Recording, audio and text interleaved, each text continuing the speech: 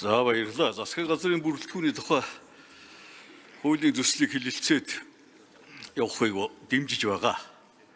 Тэгтээ зэрэг энэ хуулийн төслийг харьцангуй богино хугацаанд бас 2025 оны төсвийн тодтолтой уялдуулан хэрэгжүүлэх гэж байгаа цаашаалтай хэрэгэ.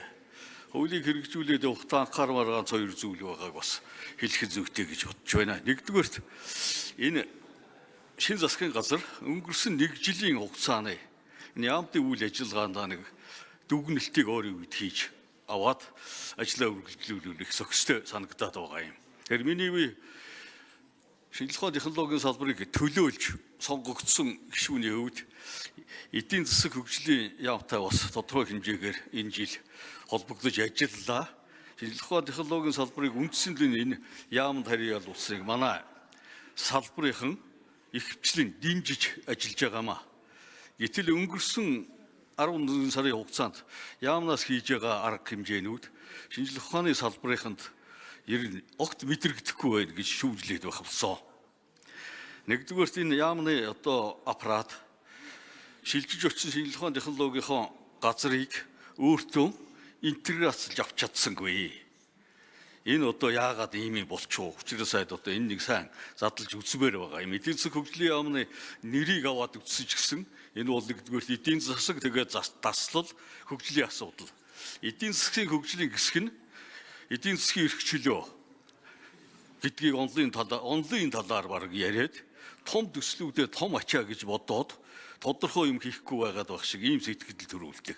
Энэ хэсэг бол эдийн засгийн хөгжлийн завгар зохиож явах ёстой, бодож явах ёстой газар гэж ойлгож байгаа. Хоёрдугаар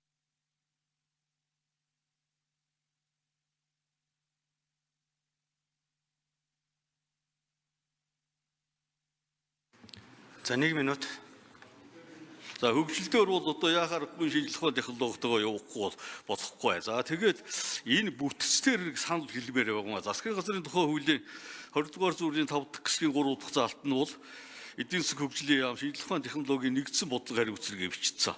Гэтэл дэлхийд даяар шинжилгээ ухааны технологи инновац 3 бол ерөөсөө байнга цуг явдаг, ингэж нэг ажил болдог. Нэг юмны бүрдэл 3 хэсэг байгаад байгаа. Тэгтээ зэрэг энэ засгийн газрын тухай хуулийн 20 дугаар зүйлийн 20 дахь хэсгийн 3 дахь заалт өндөр технологи, үндэсний инновацийн тогтолцооны бодлого төлөвлөлт хөгжүүлэх асуудал гэдгийг энэ шинжилгээ ухааны технологийн нэгдсэн бодлого гэдэг рүү оруулаад шинжилгээ ухааны технологи инновацийн нэгдсэн бодлого гэж зохицуулт хийх зохимжтой байна гэж нэг ийм санал хэлмээр байна. За 3 дугаарт бол ер нь энэ захимжуулалт нэмэгдээд байгаа.